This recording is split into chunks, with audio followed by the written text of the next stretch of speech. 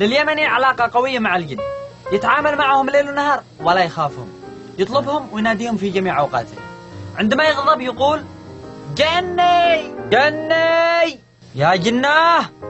وإذا يشتي يذم إنسان قال فلان يا أخي والله إنه جني، حرام إن شكله تقول جني. وإذا شاف إنسان ذكي ويشتي يوصفه للشخص هذا بالذكاء، إيش يقول؟ فلان والله إنه يا أخي جني خطير، جني بصراحة. وفي عندك النوع الذي بيدعي على شخص آخر، مثلا الولد يجي يقول لك جني شلك، جني بزاك، لك جني في قشق، لك جني يتحملك، هذا الولد. أما البنت تجي تقول لك يوشلك الجن، يولقطك الجن.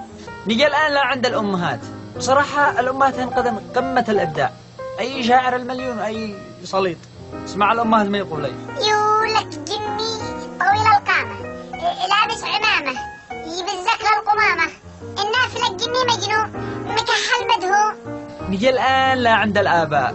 بصراحة الآباء يعني خاصة لما يكون ضابح بعد يعني شغل بعد يعرف لك.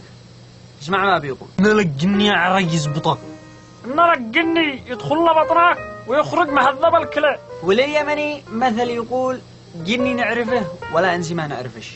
وصلنا إلى نهاية الحلقة. اسلخ لايك سعى الجن، واشترك بالقناة سعى الجن، وانشر